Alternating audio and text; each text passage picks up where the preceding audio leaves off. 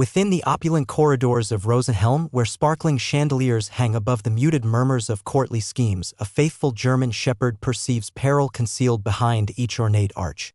A clandestine message has been improperly acquired, imperiling the realm's unity on the brink of its most significant matrimonial ceremony.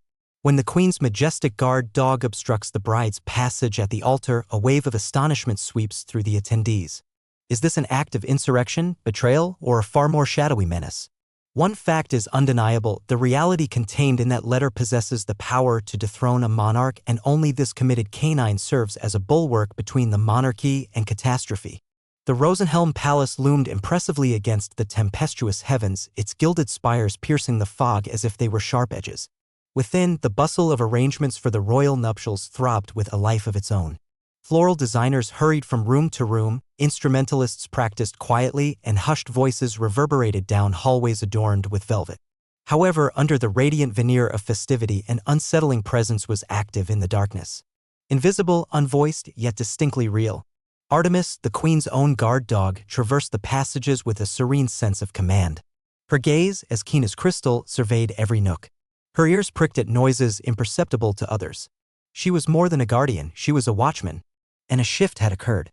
Artemis halted before the Hall of Ancestors, her claws tapping on the gleaming marble. She inhaled deeply. A peculiar scent hung in the air. Alien. Unsettling. Shortly thereafter, a figure shrouded in a cloak moved rapidly through the hall. Their movements were hurried, their steps noiseless, their features hidden. From under the cloak, an object fell. A sealed envelope heavy with parchment came to rest near a stone support. Artemis approached it, her muscles taut. She sniffed. The aroma was unusual, but more significantly, it exuded peril. She stood unmoving, her eyes fixed on the dropped letter. Before she could investigate further, Lance's voice resounded from her rear. "Artemis, here, girl." She wavered, casting a final look down the passage where the mysterious person had disappeared, then reluctantly trotted back. Lance, her steadfast companion and trainer since her youth, offered a slight smile, oblivious to her recent observation. "You seem on edge today," he murmured, gently scratching behind her ears. Yet Artemis did not ease up. Her frame stayed tense. Her attention remained drawn to the concealed envelope, still resting in the shade of a historic suit of armor. High above in the queen's personal quarters, a set of bells rang while Taylor took Princess Helena's final measurements. The youthful royal managed a strained smile, her hands chilled even with the nearby fireplace. She recited her lines and rehearsed her vows, yet her thoughts were preoccupied. A disturbing dream had plagued her slumber, her own voice, uttering a caution, a hidden truth within her lineage. She could not comprehend it, but an inner premonition insisted that these nuptials would deviate from the intended course. Meanwhile, in the passage beneath, the envelope lay undisturbed, its wax seal bearing the royal insignia and a stark red X. It rested quietly, containing the clandestine information that would determine the kingdom's ascent or demise. Dawn's light spread over the realm, sending golden beams through the colorful panes of Rosenhelm's magnificent palace. An atmosphere of eager expectation filled the air. Attendants shined silver chalices. Confectioners arranged lines of iced pastries, and sentinels appeared more imposing in their lustrous armor. The royal nuptials were mere days off, demanding flawlessness in every detail. Yet, this perfection was merely superficial. Within the stone confines of the palace, uncertainty spread like an invisible, suffocating vapor. Queen Adeline was seated on her balcony, observing the activity beneath. Her countenance was serene, yet her fingers drummed anxiously on the armrest. She had detected Artemis's disquiet the previous evening. The dog had not barked or lunged, but had merely gazed into the dimness as if an alteration had occurred within the palace, and Artemis's restlessness was invariably purposeful. Turning from the scene, she murmured to her maid, "Stay near her today. Observe what captures her attention." In another part of the palace, Princess Helena was by herself in her room. Adorned in white lace and pearls, she epitomized the royal bride, yet her hands quivered as she accessed a drawer under her escritoire. She retrieved a creased fragment of parchment, singed at one edge and stained with tears. It was a segment of a letter she had found weeks prior in the royal archives, concealed among overlooked family documents. One sentence had struck her deeply: "Helena's blood is not clean. Her father's shame is buried but not forgotten." She had desired to incinerate it completely, to allow the flames to consume the words and dispel the uncertainty. However, an instinct had restrained her apprehension, not for her own sake, but for the potential impact of the truth on her mother and the realm. Should even a rumor of questionable lineage emerge before the wedding, the marriage would be nullified. The political compacts would disintegrate. She would be deemed a misfortune, not a spouse. She thrust the tattered piece of paper back into the drawer and secured it. Yet her breathing was superficial. Truths, once unearthed, seldom remained concealed. Within the royal library, Lord Cedric strode with measured composure amidst the aisles of antique scrolls and aging volumes. His hands were held behind him, but his gaze was searching, avaricious, and intent. He stopped before a section labeled Royal Bloodlines. A cunning grin touched his lips as he extracted a weighty tome and opened it.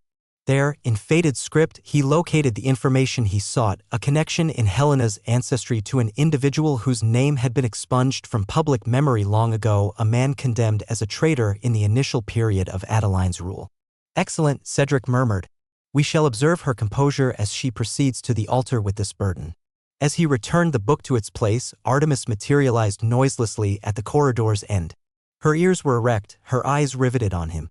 Cedric pivoted, surprised, then gave her a composed smile. Merely reviewing royal history, he stated nonchalantly. Artemis remained motionless. She continued to stare. The tension between them grew palpable. He turned and departed. Yet Artemis's gaze persisted, unwavering, observing, comprehending. And at that instant, while the palace bustled with floral decorations and feast arrangements, no one could discern the truly significant sound, the gradual widening fissure of a secret that threatened to demolish everything. That evening, as an anxious stillness enveloped the palace, Artemis remained awake. The wind shrieked beyond the stone ramparts, shaking the lattice windows. Flames from torches danced in the lengthy corridors, projecting restless silhouettes, yet Artemis stayed vigilant, treading in slow circuits near the grand staircase, her body tense with an instinct she could neither comprehend nor disregard. Earlier, she had detected something in Cedric's aroma, a foulness concealed by his refined exterior, and the envelope was still on her mind. Lance had retired, entrusting the night's vigil to the guards. However, Artemis did not withdraw to her spot in the barracks. Instead, she glided quietly down the passage, her paws making no sound on the chilly marble.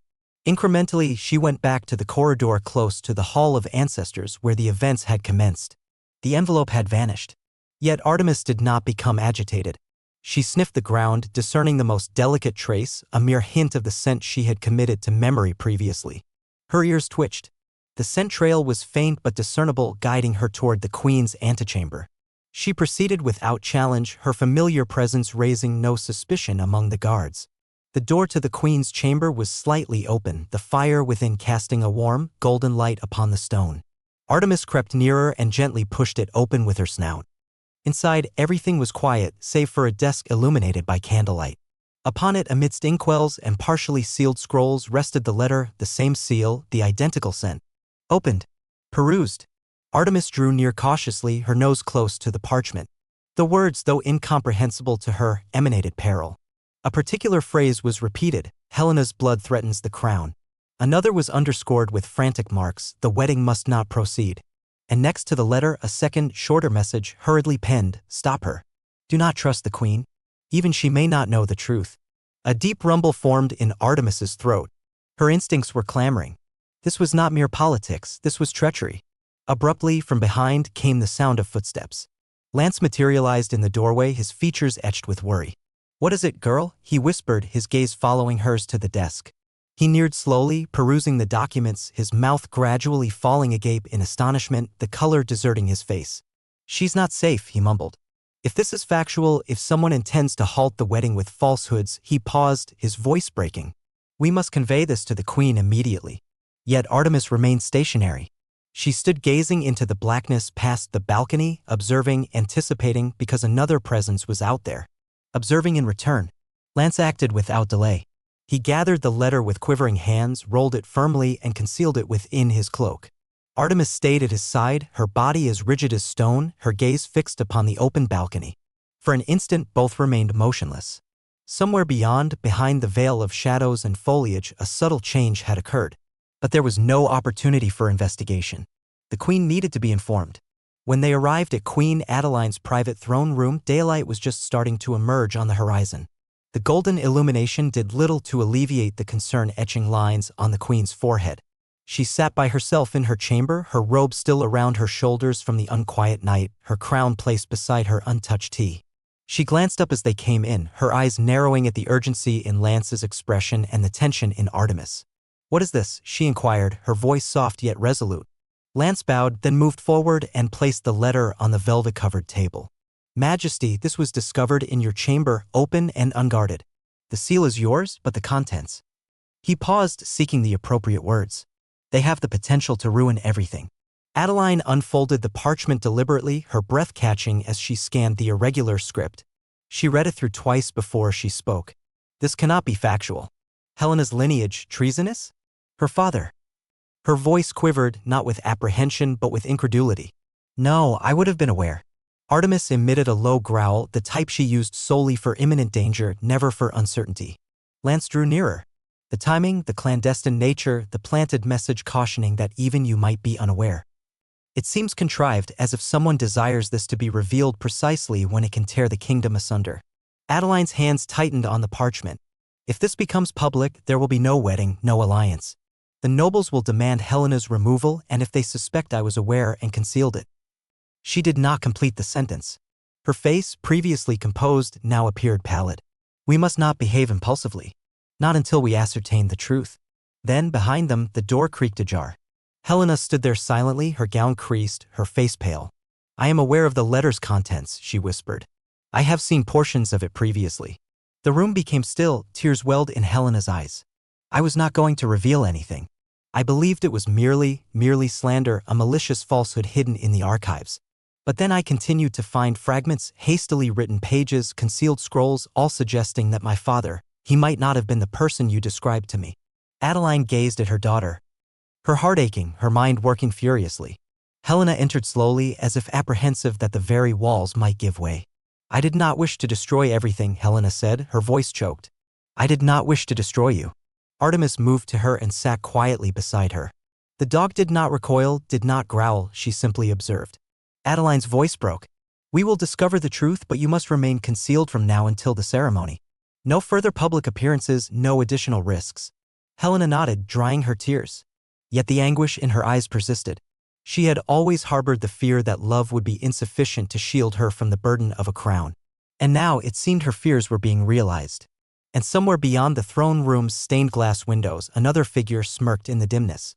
Because turmoil had finally started to flourish. Far below the palace's west wing, in a place untouched by sunlight where the air carried a faint scent of ink and dust, Lord Cedric ignited a lantern and set it upon a long-neglected table. Seated opposite him was Countess Rosamund, attired in velvet, the shade of old blood. She had formerly been an intimate of Queen Adeline before her family was divested of their lands and titles for supporting an unsuccessful uprising. Resentment still tinged every utterance she made, every look she gave. Cedric unfurled a scroll in front of her, a counterfeit genealogy with Helena's name inscribed on the lineage of a dishonored noble family. "The seeds of uncertainty have been sown," Cedric murmured. "Now we shall nurture them." Countess Rosamund leaned in, scrutinizing the names. "And if the queen retaliates?" Cedric's sneer was malicious. "She will be too conflicted between her roles as mother and ruler to respond decisively. That is when we will make our move." They affixed a seal to the scroll using a crest almost indistinguishable from the authentic royal wax, discreet enough to create confusion yet damning enough to cause ruin. Once distributed among the aristocracy, inquiries would proliferate, alarm would spread, and when the moment arrived to determine who could govern with lucidity, Cedric's name would already be a topic of discussion. However, Cedric had made a critical error in his calculations: Artemis. That evening, Artemis moved stealthily through the familiar servant corridors she had traversed since she was young. She distrusted quietude. Quietude was the breeding ground for treachery. Her ears pricked as she neared a concealed stairway adjacent to the northern archives. From below, she heard indistinct voices. She went down cautiously, her paws gentle on the cold stone. The words became more audible: "The scroll will be placed in the historian's satchel by dawn. Once discovered, the scandal will escalate on its own." Artemis drew nearer, her heart thumping. The scent assailed her: Cedric, Countess Rosamund, ink, and molten wax. She lowered herself, tail tucked, but as she edged towards the stairwell's precipice, her paw dislodged a loose piece of stone. It rattled against the masonry. A hush fell from below. Then, footsteps, swift, urgent. Cedric arrived at the foot of the stairs just in time to see the end of a tail vanishing around the bend. "That dog again," he seethed. "She overheard us," Countess Rosamund stated curtly. "We must act immediately." "No," Cedric declared through gritted teeth. "We will incriminate her." The idea had not crossed Countess Rosamund's mind. She paused. The queen would never accept it. She would not, Cedric conceded. But the court might. Back in the upper levels, Artemis sprinted through the corridors, her breathing shallow, her heart pounding. She arrived at Sir Lance's chambers and barked insistently. He opened the door, still partly asleep, but the expression in her eyes instantly brought him to full alertness. She bolted back towards the passage, looking back to ensure he was behind her. A dreadful situation was developing. And for the first time, Artemis understood that this was no longer solely about Helena's secret. It concerned who would gain dominion over the kingdom, one founded on truth or one distorted by deceit. The palace gardens had never appeared more resplendent. Silken pennants waved in the wind. White roses flourished in elaborate arrangements, and gilded ribbons adorned the marble stairs of the ceremonial dais. The rehearsal for Princess Helena's nuptials had attracted almost as much notice as the wedding proper. Aristocrats assembled early, keen to get a look at the bride, while staff murmured about rumors and a palpable tension. Helena waited behind the drapery, her hands gripping a bouquet that seemed unusually weighty. Her breath quivered in her lungs.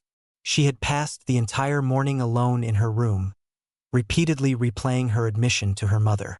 The culpability, the dread, the immense strain of bearing a crown founded on uncertain truths. It all bore down on her like a massive weight. Upon the signal, trumpets blared, and the courtyard doors swung open. Helena emerged deliberately, attended by her handmaidens. The assembly stood in respectful quiet. Yet, beneath the pageantry, there were furtive looks, sideways glances, hushed words, and lips moving behind gloved hands.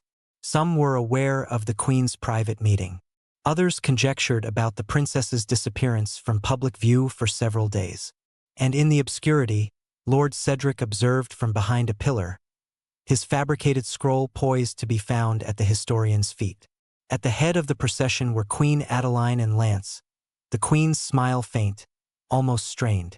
But Artemis stood completely alert, her posture unyielding, her gaze fixed. The instant Helena's foot touched the first step of the aisle, Artemis sprang into action. A low rumble resonated, followed by a bark. Not a singular bark of salutation or to draw attention, but a bark of caution. Startled inhalations rippled through the onlookers as Artemis positioned herself directly in Helena's way and remained unmoving. The princess stopped, clearly unsettled. "Artemis," she murmured. The dog's eyes did not waver. Another bark ensued, louder, more piercing, insistent. The atmosphere fractured. Murmurs swelled like a tide. Was this a protest? An indication of guilt? Helena attempted another step, but Artemis held her position. The dog emitted a howl that reverberated off the marble. The crowd started to become agitated. "She's preventing her?" someone remarked. Why would the queen's guard dog obstruct the princess? Others conjectured ominously.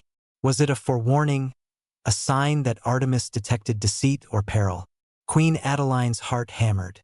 She opened her mouth, uncertain whether to command Artemis away or to rely on her intuition. Sir Lance took a tentative step forward but then paused. He had never witnessed Artemis behave this way, not even during combat. She was convinced something was amiss.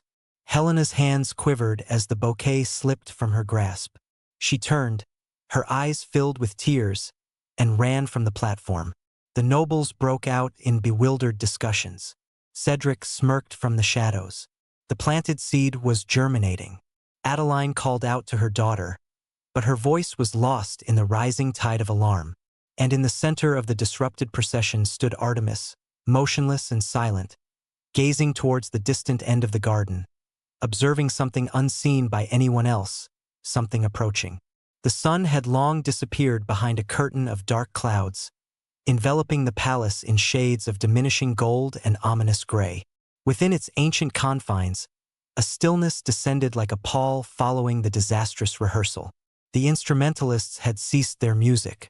The attendees murmured about portents and maledictions, and Princess Helena had secluded herself in her room, declining to communicate with anyone. But Lance could not find peace, nor could Artemis.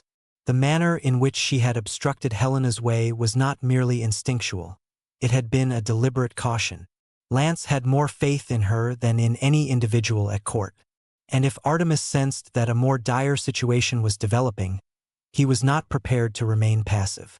Led by Artemis's sense of smell and a distant recollection of the palace's hidden routes, they navigated a constricted passage behind the kitchens. It opened into the neglected West Wing, an area closed off after a blaze decades earlier. Yet, beyond the soot-stained corridor was something few recalled: the Archive of Truth, a secret room where documents too sensitive for public disclosure had been secured. With a forceful shove, Lance managed to open the corroded gate, his lungs filling with dust that had lain undisturbed for years. The chamber was frigid. Racks filled with fragile scrolls and time-discolored ledgers extended into the gloom. Artemis darted ahead, her nose to the floor, her tail rigid. She halted at an old wooden coffer. Lance knelt beside her and forced it open. Inside rested a leather-bound tome bearing a gold insignia of the Rosenhelm crest. Its title was indistinct, but its contents were not. As he turned its delicate pages, his hands started to quiver.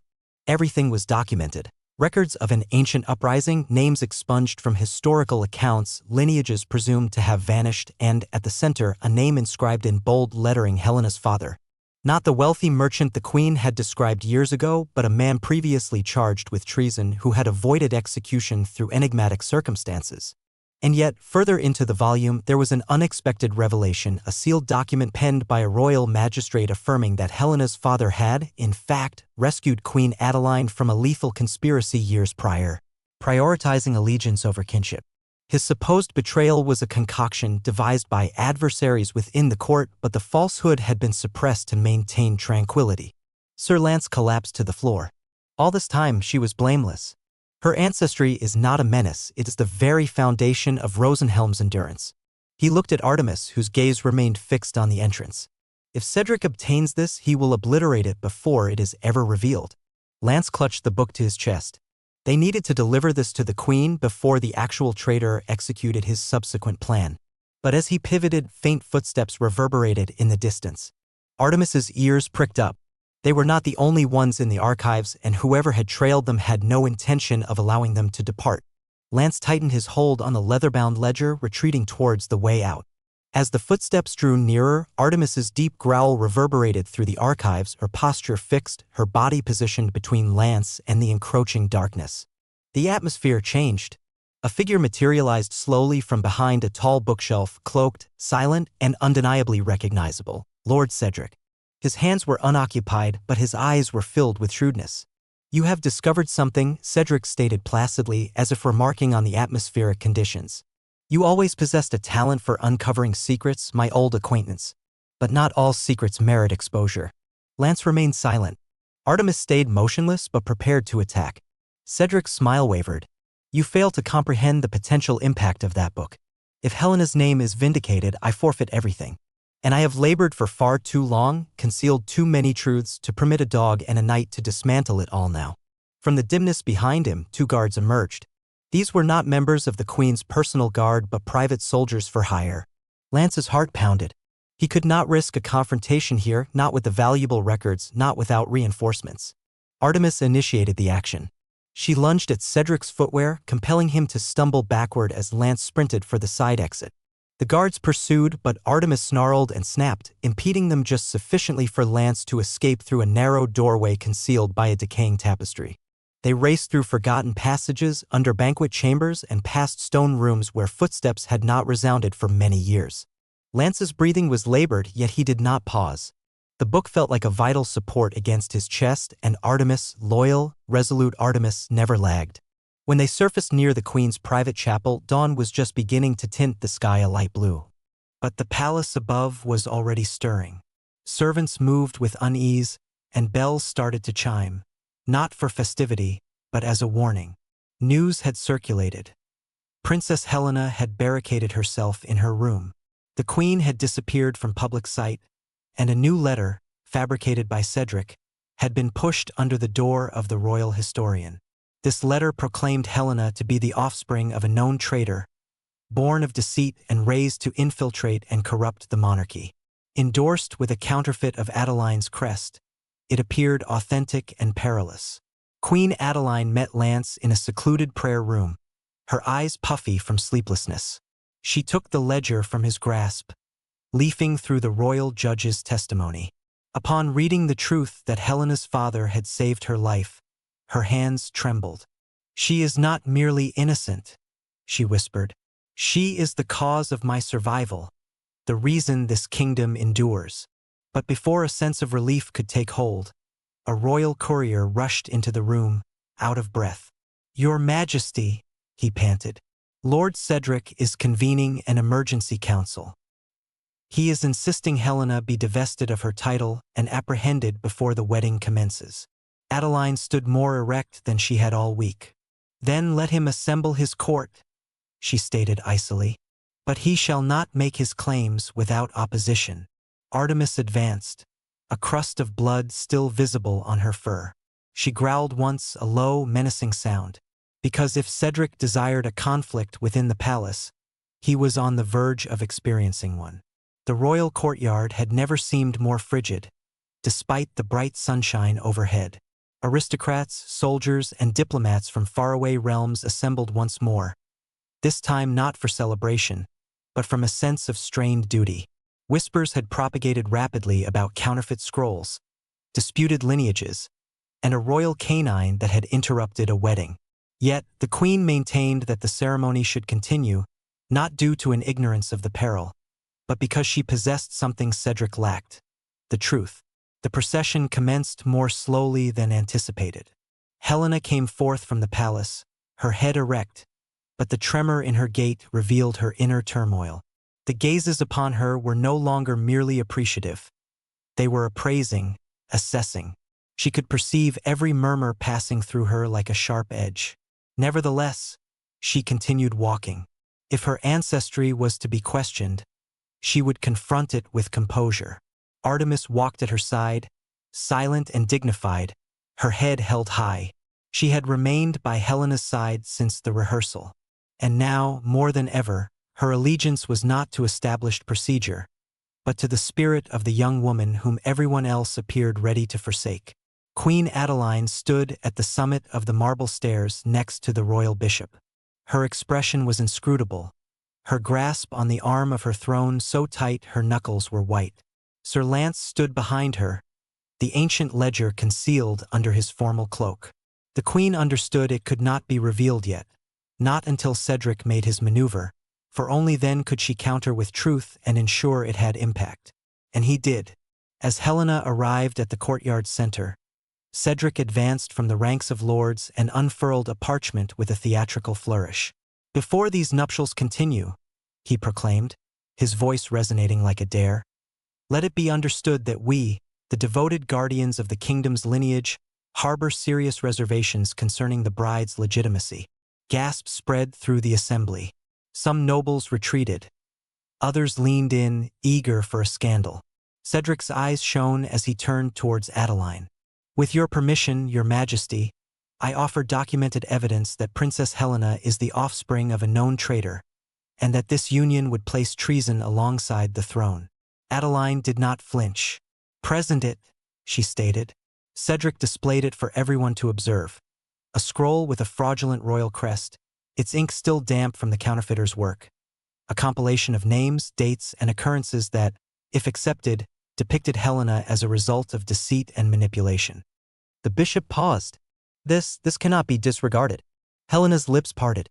Her breathing became shallow and rapid. For an instant, it felt as if her entire being had been emptied. Her mother remained silent. No one stirred. Then, as Cedric took another step forward, Artemis growled, not a bark, but a profound, guttural caution. The sound quieted the courtyard. All eyes shifted to the dog, now positioned firmly between Helena and Cedric. Cedric arched an eyebrow, feigning amusement. "Still playing protector, are we, dog?" But Artemis did not yield. Her posture stiffened, her gaze fixed on Cedric's hand and the scroll it held. It was not merely a forgery, it smelled of something she had detected before in the archives, in the chamber where conspiracies were hatched. She advanced one step, then another. Cedric instinctively recoiled, the scroll trembling slightly in his grasp. And in that fleeting display of fear, Artemis knew. He was not just fabricating, he was terrified of being exposed. Queen Adeline rose from her throne, her voice, firm and clear, slicing through the dense silence. "If a judgment is to be made, let us not depend on recently applied ink and counterfeit wax. Let the truth resonate more strongly. Lance stepped forward, revealing the old ledger from beneath his cloak. The critical moment was at hand. But Cedric was not yet defeated. His hands moved towards the dagger concealed under his coat, one last desperate attempt to prevent the truth from emerging. Artemis's muscles tensed. Prepared to spring, prepared to shield, prepared for the confrontation that would determine the fate of a kingdom. For one intense instant, the world appeared to halt. Cedric's fingers grazed the handle of the dagger under his cloak. Helena remained immobile in the courtyard's center, her heart pounding in her ears. The nobles had ceased their murmuring. Even the breeze seemed to hold its breath. Every person there sensed it, something irrevocable was imminent. Then Artemis charged, not at the dagger, not to injure or slay, but towards the truth. She crashed into Cedric's side, dislodging the counterfeit scroll from his grasp. It drifted into the air, ripped by her teeth in mid-attack, showering ink-stained fragments onto the marble. Cedric fell backward, his hand fumbling for the dagger, but it was too late. Sir Lance had unsheathed his sword, positioning himself between Cedric and the royal family with the skill of a seasoned guardian. Guards converged. The bishop retreated. Alarm flashed in Cedric's eyes, not due to the sword at his chest, but because the control he had maintained for so long had ultimately disintegrated. Queen Adeline descended slowly from the dais, the old ledger clutched tightly, her voice piercing the turmoil, not loud, not irate, merely truthful. I offer to you the sealed attestation of Judge Alaric Henslow, recorded 31 years past. It verifies that Helena's father not only renounced a treacherous agreement but also rescued me from an assassin concealed among my own guards. His name was removed from the records to avert civil disturbance. And my daughter is his heritage of loyalty. Gasps gave way to astounded silence. The queen passed the ledger to the bishop, who turned the delicate pages with quivering fingers.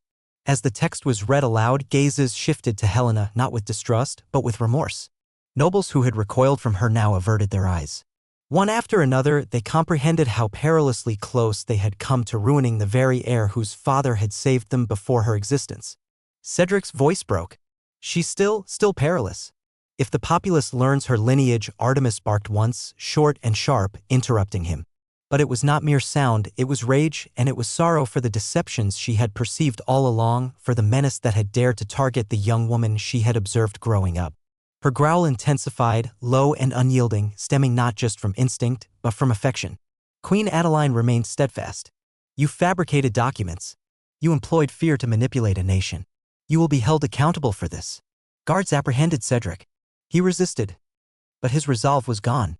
His aspirations, his intricate deceptions all crumbled before one loyal German shepherd and a kingdom that had at last recalled its truth. Yet the day had not concluded. The crowd, still recovering, turned towards Helena. She stood with tear-stained cheeks, the burden of both history and justice weighing heavily on her heart. Would they still embrace her? Could the daughter of a falsely condemned man secure a future as their queen? And as the wind returned to the courtyard, carrying away the final pieces of Cedric's scroll, the question remained suspended because the events to follow would shape the destiny of Rosenhelm indefinitely. The courtyard vibrated with suspense as the concluding pages of the old ledger were recited, one by one, each phrase divesting Cedric of the authority he believed he possessed. Yet this was not solely about revealing his falsehoods, it concerned reclaiming something much more profound. Helena remained silent. She had no need to speak. Her quietude was more potent than any outcry, her tears more genuine than any vow. The populace was now attentive, not merely with their hearing, but with their emotions.